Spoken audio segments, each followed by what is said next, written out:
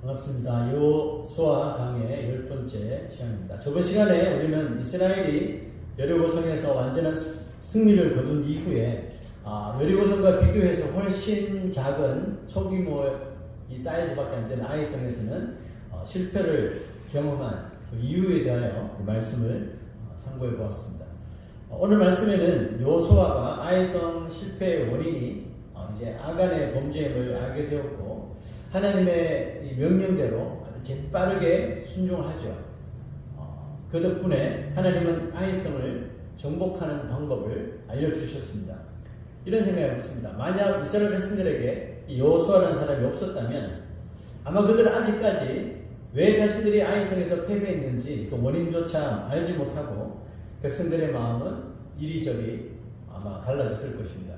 백성들 입장에서는 아이성 패배의 후유증을 정말 빠르게 회복시킨 요수아가 있어서 아마 그들은 정말 행복했을 거라고 생각합니다. 그러나 그들보다 더 행복한 사람이 있었어요. 누굴까요? 언제나 자신의 삶을 재정비시키시는 하나님을 자신의 이런 사령관으로 모시고 섬기는 요수아 자신이었을 것입니다. 자, 1절을 다시 한번 보시면 여호와께서 요수아에게 이르시되 두려워하지 말라 놀라지 말라 군사를 거느리고 일어나 아이로 올라가라. 보라 내가 이 아이 왕과 그의 백성과 그의 성읍과 그의 땅을 다 내 손에 넘겨 주었으니 이미 주었다고 말하죠. 두려워하지 마. 놀라지도 마. 그들은 이미 패배한 거나 마찬가지다. 용기를 내. 그 말이죠. 요수아가 백성들의 실망과 또 무너진 자존심을 회복시킬 수 있었던, 빠르게 회복시킬 수 있었던 원인이 어디에 있었죠? 요수아 자신이 먼저 하나님으로부터 이런 용기를 얻었기 때문에 그렇습니다.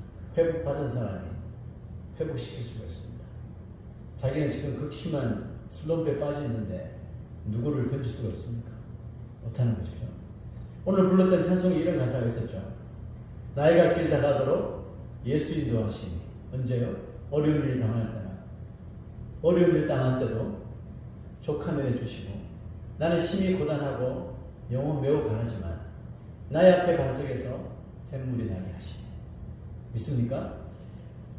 우리는 언제나 그리스도의 인도하심을 그래서 갈망하고 또 예수 그리스도를 사모하는 사람이죠. 주님께서는 어떤 막힌 길도 열어 제칠 수 있는 정말 수만 가지 키워드를 다 가지고 계시기 때문이고 무엇보다도 그리스도만이 우리에게 참 행복을 알게 해주시는 분이시기 때문에 그렇습니다. 아이성은 작은 성이지만 이미 실패를 경험한 요수아로서는 사실 여러모로 마음이 편치 않았을 거라고 생각되었습니다. 다시 아이성과의 전쟁을 하려니 걱정이 많았습니다. 또 갔다가 또 저렇게 작은 성한테 또 패하면 어떡하지? 걱정도 많이 되고 또 제2의 제3의 아간이 또 나타나지 말라는 법도 없잖아요. 또 그것도 신경 쓰이고 하여튼 여러모로 참 어떻게 이 아이성을 정복해야 될지 백성들을 또 어떻게 잘 교합을 해야 될지 아마 난감했을 겁니다. 요수아가 불편한 마음으로 하나님의 도우심을 간구했습니다. 하나님은 아이성을 정복할 수 있는 비책을 알려주셨죠. 하나님이 요수아에게 주신 두 가지를 우리 함께 오늘 살펴볼 텐데요. 첫째는 이겁니다. 요수아와 백성들의 마음을 하나님께서 가볍게 해주신 것입니다. 자, 2절 한번 봅시다. 시작. 너는 여리고와 그 왕에게 행한 것 같이 아이와 그 왕에게 행하되 오직 거기서 탈취할 물건과 가축은 스스로 가지라. 하나님은 아이성 전쟁 후에 탈취하게 될 그 전쟁 전리품들, 가축들 이것들을 백성들이 자유롭게 가지도록 허락하셨습니다. 왜 하나님은 여리고성 때와 다르게 이번에는 전리품들을 너희들 스스로 가지라고 허락해 주셨을까요? 혹시 요수아처럼 또 아간과 같은 사람이 나타날까봐 미리 하나님께서 생각을 바꾸신 걸까요? 저는 그렇지 않다고 생각합니다. 하나님은 이미 가나안 정복 전쟁 전에 가나안 전쟁에 대한 모든 시나리오를 가지고 계시잖아요. 그러므로 이 아간의 영향을 받은 것은 전혀 아닙니다. 그 아간의 영향을 받은 것이 아니라 아이성 정복 후의 계획을 단지 알려주신 것 뿐이에요. 만약 아간이 범죄하지 않았다면, 아이성에서 아간이 범죄하지 않았다면 분명히 모든 백성들에게 이 전리품들이 다 자유롭게 돌아갔을 겁니다.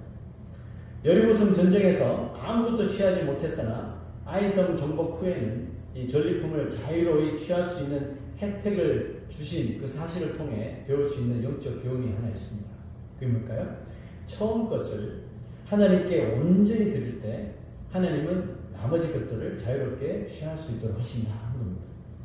여리고성은 가나안 정복 전쟁의 첫 번째 전쟁이죠. 첫 전쟁이었어요.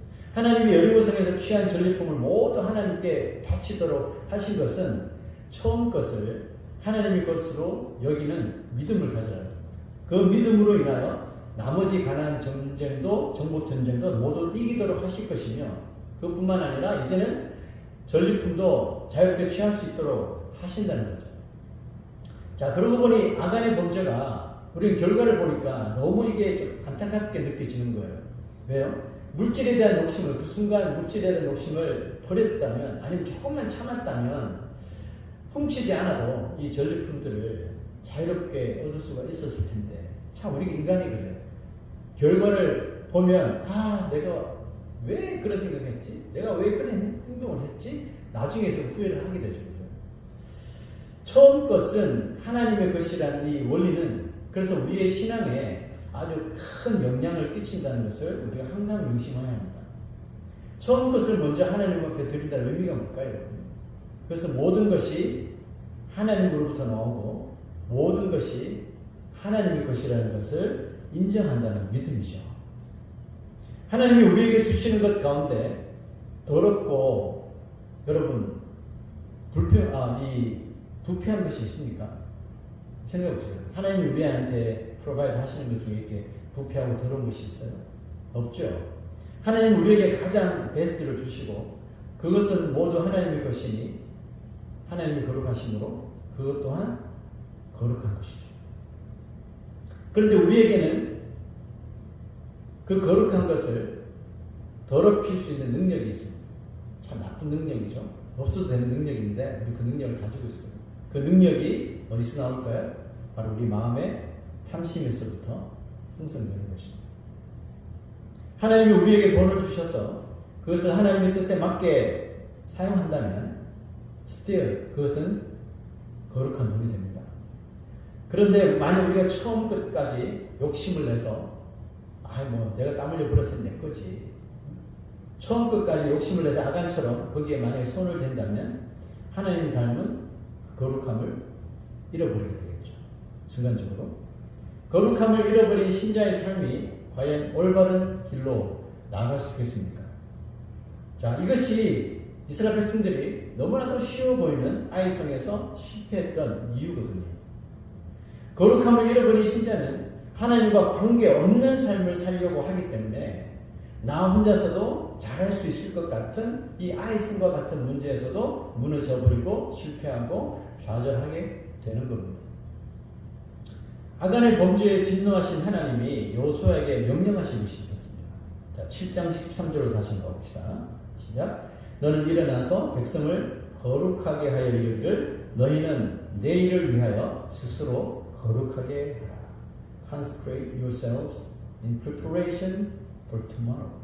내일을 위해서 스스로 거룩해져야 된다는 명령을 내렸어요. 거룩함을 잃어버린 백성들에게 하나님이 요구하신 것은 내일을 위하여 지금 스스로 거룩하라는 뜻이었습니다. 우리는 내일을 알지 못하죠. 내일을 알지 못하지만 내가 내일을 거룩하게 살지 경건하게 살지 죄지으면 살지 우리는 잘 모르잖아요. 그러나 내일을 알지 못하지만 스스로 오늘 거룩할 수 있다면 알 수 없는 내일이지만 우리 지금 마음은 아주 희망적이지 않겠습니까? 백성들의 거룩함을 위해서 그들이 했어야 하는 게 뭐였습니까?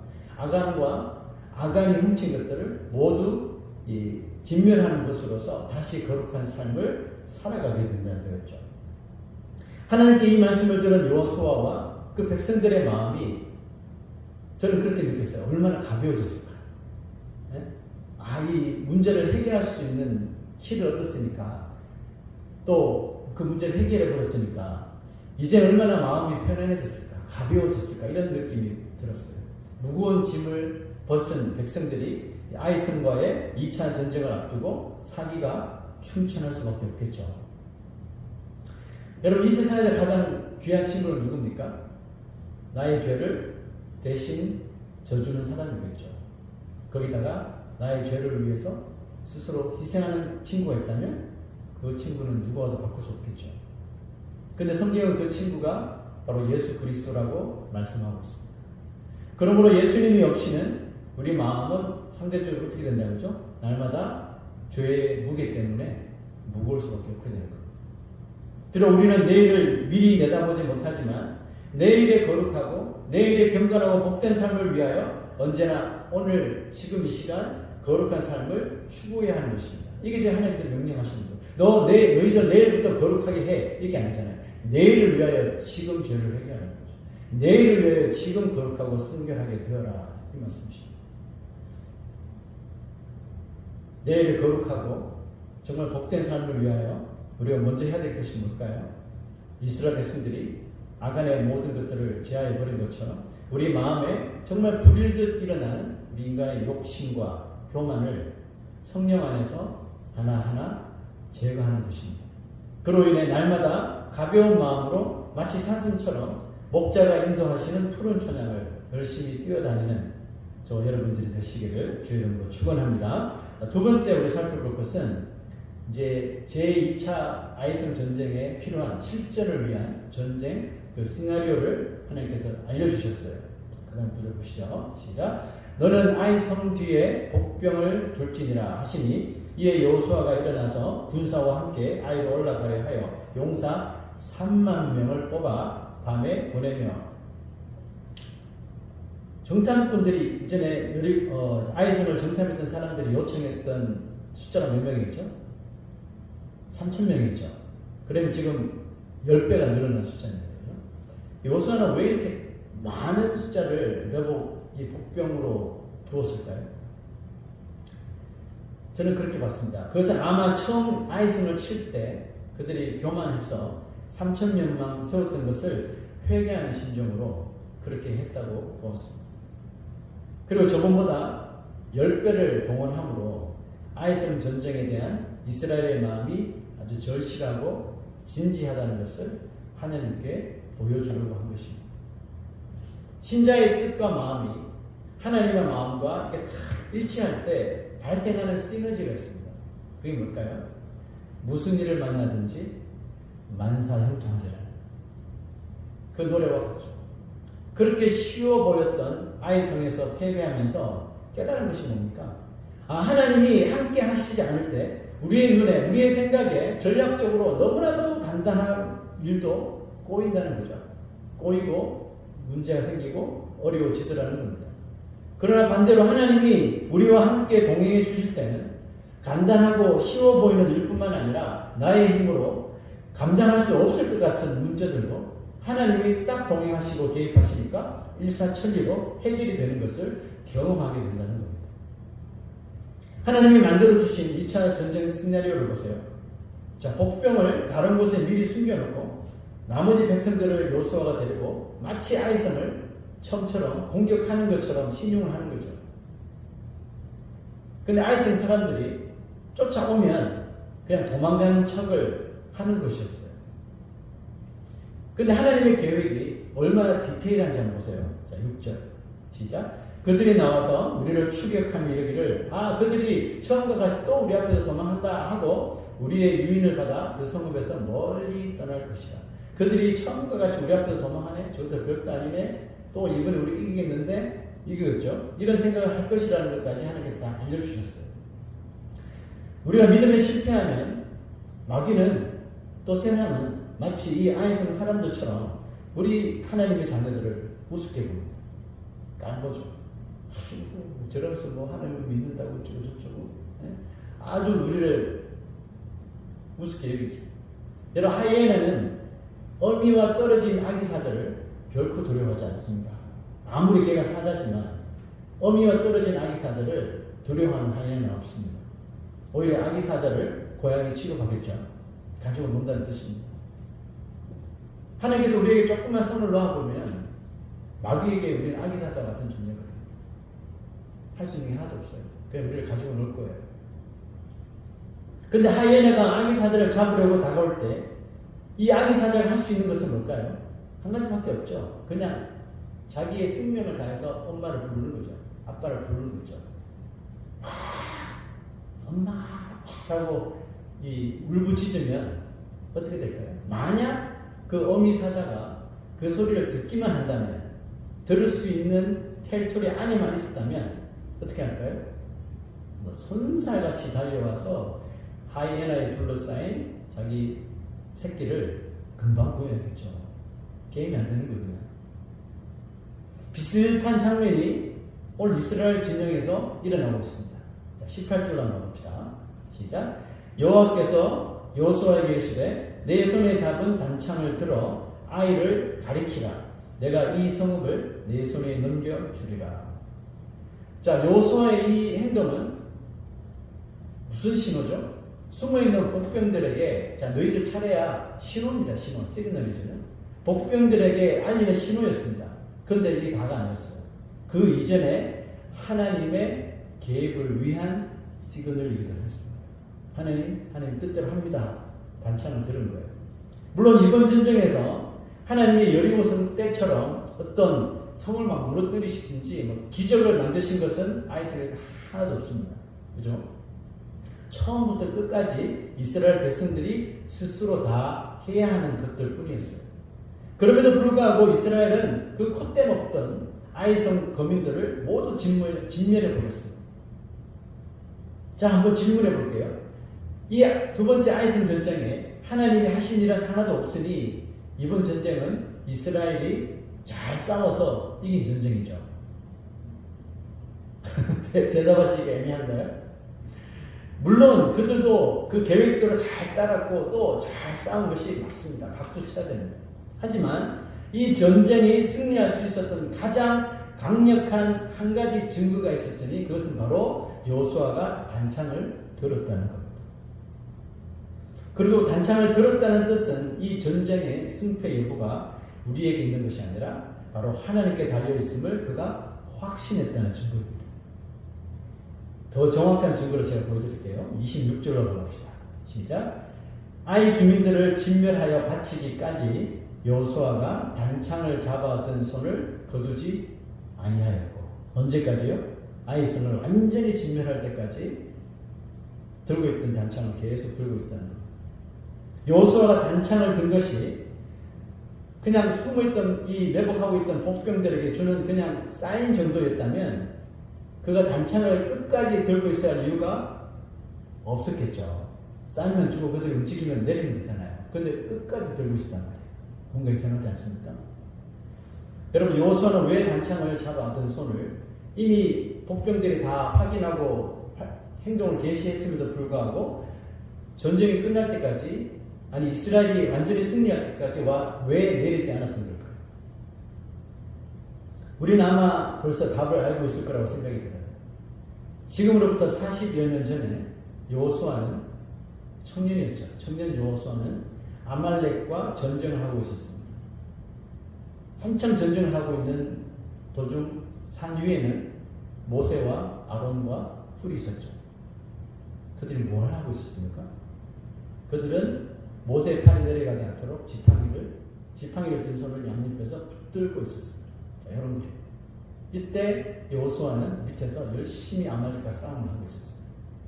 여호수아는 뭐 당연히 보지 못했겠죠. 전쟁한테 뭘 딴 데를 치겠습니까? 여호수아는 이유를 알 수 없는 전쟁에 휘말리게 되었습니다. 자신이 아무리 열심히 싸워도 이스라엘이 아말렉에게 자꾸 밀리는 겁니다. 이상하게 내가 분명히 계속 못 죽이고 있는데 우리는 계속 지고 있는 거예요. 참 신기하죠. 그러다가 거의 패전 위기에 몰렸을 때 갑자기 아말렉이 막 도망갑니다. 이런 현상이 막 벌어지는 거예요. 이해가 안 되죠. 뭐 어차피 도망가니까 잘됐다 해서 이스라엘이 힘을 얻어서 끝까지 싸워서 아말렉과 전쟁을 승리로 이끌어버렸습니다. 그날에 너무나도 이상했던 전쟁 후에 여호수아는 자신이 싸울 때 산에 있었던 모세의 이야기를 듣게 됩니다. 40년이 훌쩍 지난 지금 여호수아는 마치 모세처럼 그 지팡이는 아니지만 자신이 들고 있던 단창을 모세처럼 높이 들고 있는 것입니다. 그리고 모세와 달리 여호수아는 그것을 내릴 생각은 처음부터 하지 않았습니다. 모세는 팔 앞에서 내렸다가 이렇게 했잖아요. 그런데 여호수아는 처음부터 내릴 생각이 없었어요. 왜 그랬을까요? 아이성과의 전쟁에 하나님이 빠지시면 또 실패할 것을 확신했기 때문에 그렇습니다. 내가 이것을 내리는 순간 우리는 또 실패할 거예요. 모세를 떠올리며 끝까지 쓰는 거죠. 무슨 뜻이에요? 주님, 우리에게 주님밖에 없습니다. 도와주시옵소서. 이런 믿음으로 단창을 계속 들고 있었던 거죠. 이처럼 자신의 삶에서 하나님의 임재를 경험한 사람은 그렇지 못한 사람보다 믿음이 2배, 3배 강해질 수밖에 없는 것입니다. 아이성을 정복한 후에 여호수아는 하나님 여호와를 위하여 에발산이라는 곳에서 제단을 쌓고 거기서 번제를 드리고 화목제를 하나님 앞에 드렸습니다. 그리고 여호수아는 마지막으로 백성들에게 이와 같은 명령을 합니다. 시작. 그 후에 여호수아가 율법책에 기록된 모든 것대로 축복과 저주하는 율법의 모든 말씀을 낭독하였으니 모세가 명령한 것은 여호수아가 이스라엘 온 회중과 여자들과 아이와 그들 중에 동행하는 거류민들 앞에서 낭독하지 아니한 말이 하나도 없었더라. 뭘 낭독하지 않은 게 없다고요? 축복과 저주의 말씀 똑같이 듣기 좋은 축복의 말씀만 전한 것이 아니라 정말 듣기 싫어하는 저주스러운 말도 하나도 빠지지 말고 다 읽도록 읽었다는 것이죠. 자, 여러분, 하나님의 나라는 헷갈리거나 까다로운 것이 아니죠. 사람들은 모르겠다 그러고 진짜 하나님 나라가 있나 그러고 진짜 하나님 잘생기면 복 받냐 그러고 하나님 다 헷갈려 하잖아요. 여러분도 헷갈리세요 요즘도? 여러분 하나님 믿는데 헷갈려요? 아니죠, 그죠? 하나님의 나라는 헷갈리는 게 아니라 확연하게 딱 구분되어져 있습니다. 너무나 누가 봐도 이거는 어린아이가 봐도 한 번에 알아차릴 정도로 확연하게 구분되어져 있어요. 하나님께서 창조하신 이 세상 모든 만물의 특징은 완전히 상반되는 2가지의 성질이 있다는 거죠. 하늘이 있으면 땅이 있고요. 그죠? 빛이 있으면 어둠이 있고, 남자가 있으면 여자가 있고, 암컷이 있으면 수컷이 있고, 뭐 딱딱한 것이 있으면 부드러운 게 있고, 뜨거운 것이 있으면 차가운 것이 있고, 사는 것이 있으면 죽는 것이 있고, 등등. 뭐 전도서에 보면 이게 다 나오죠. 살 때가 있고, 죽을 때가 있고, 아플 때가 있고, 아픈 거 나을 때가 있고, 그죠? 2가지의 완전한 다른 성질로 구분되어져 있단 말이에요. 하나님께서 처음부터 구분하셨어요. 헷갈리지 말라고. 이러한 것들이 하나님께서 만드신 창조의 질서거든요. 하지만 이와 같이 변화되지 않는 절대적인 성질들을 어떻게 한번 좀 흠집을 내고 싶고 한번 섞어보고 싶은, 이 둘을 한번 섞어보고 싶은 그런 욕구가 죄인인 인간에게 항상 있는 거예요. 이것이 바로 죄와 타협하고 싶어하는 인간들의 정욕인 겁니다. 여호수아가 제단을 쌓았던 에발산 앞에는 그리심산이 위치하고 있습니다. 이 2 산이 마주하고 있다는 뜻이죠. 이 2 산이 서로 마주대하고 있어서 이스라엘 백성들은 이 2가지의 산을 떠올리면서 모세 시대 그렇게 명령했잖아요. 한 무리는 에발산 앞에서, 한 무리는 그리심산 앞에서, 그리심산에 있는 사람들은 축복의 말씀을 읽고 에발산에 있는 사람들은 저주의 말씀을 읽고, 그래서 오늘 여호수아가 한 것처럼요, 똑같이 축복과 저주의 말씀을 다 기억하라는 뜻에서 에발산과 그리심산의 의미를 가리킨 거죠. 그러면 이스라엘 백성들은 이 2가지의 산을 보면서 또 이 2가지의 산을 떠올리면서 뭘 생각할까요? 당연히 하나님을 생각하겠죠. 하나님을 생각하면서 하나님께서 주시는 축복과 그 저주에 대해서 잊지 않고 생각하게 되겠죠. 이 시대 그리스도인들, 이 시대 교회는 너무 성도들이 약해가지고 목회자들이 막 맨날 찌르는 말 하고 막 죄인이다 그러고 그러면 딴 데로 가버린다 그러잖아요. 진짜 그런가요? 그 자기한테 좀 듣기 싫은 말, 자기 들으라고 하는 말처럼 느껴지면 그냥 가버린다는 거죠. 항상 그냥 축복의 말씀만 듣고 싶은 거죠. 그럼 여러분 그 사람 신앙이 올바로 자라겠습니까? 절대로 안 자라죠. 한쪽으로 치우치겠죠. 영적으로 이 에발산과 이 그리심산을 한번 생각해 보면 이겁니다. 사람들은 축복의 상징인 그리심산을 좋아하겠죠. 저기서 축복의 메시지가 던져지니 교회가 세워져도 그리심산 앞에 세워진 교회를 가지 에발산에 세워진 교회를 안 가려고 하는 거죠. 축복의 상징인 그리심산을 좋아하지만 어리석게도 자꾸 에발산을 오르기를 더 좋아하고 그곳을 자꾸 한 번씩 경험해 보기를 원한다는 거죠. 더 나아가서는 에발산에 머물고 있으면서도 그리심산의 축복을 기대하면서 살아가는 엉터리 신자가 많다는 거겠죠. 에발산에서 그리심산으로 올라가려면 이동하려면 길은 하나밖에 없죠. 에발산에서 내려와서 다시 힘들어도 그리심산으로 가는 길밖에 없습니다. 다시 수고를 하고 땀 흘려야지 그쪽으로 갈 수 있습니다. 여러분, 축복과 저주에는 예외가 없다는 것입니다. 오늘 말씀 보니까 남자, 여자, 어린아이 그게 잠시 거리하는 사람들까지도 다 축복과 저주의 말씀을 동일하게 증거했다는 거죠. 축복과 저주에는 누구는 축복받기 위해서는 누구는 저주받기 예외가 없다는 겁니다. 복을 받든지 계속 저주 아래 살아가든지 두 가지 길밖에 없다는 거예요. 아이성을 정복한 두 가지 비책을 우리 한번 살펴보았는데요. 날마다 나의 죄짐을 맡으신 그리스도로 인하여 정말 우리가 가벼운 마음으로 푸른 초장에 거하시기를 부탁드립니다. 하나님이 우리의 삶 속에 언제나 개입하시고 동행하시기를 정말 사모하십시오. 여호와 니시라는 말이 있습니다. 여호와 니시는 하나님이 나의 플래그, 깃발이라는 뜻이죠. 승리의 깃발이라는 뜻입니다. 모세가 지팡이를 든 것처럼 여호수아가 단창을 든 것처럼 우리는 이 승리의 깃발인 하나님이라는 이름, 그 믿음의 깃발을 하루 종일 들어야 할 줄로 믿습니다.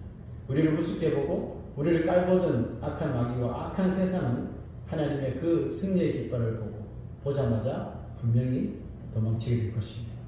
한 주를 살아가면서 오늘 내 손에 들고 있는 것이 나의 깃발인지 아니면 믿음의 하나님을 향한 깃발인지 잘 구별하셔서 나를 드러내기 위한 나의 깃발이라면 즉시 그것을 내리시고 하나님만을 높이 올려드려서 하나님을 통하여서 얻는 귀한 승리의 축복을 얻으시기를 주님으로 축원합니다.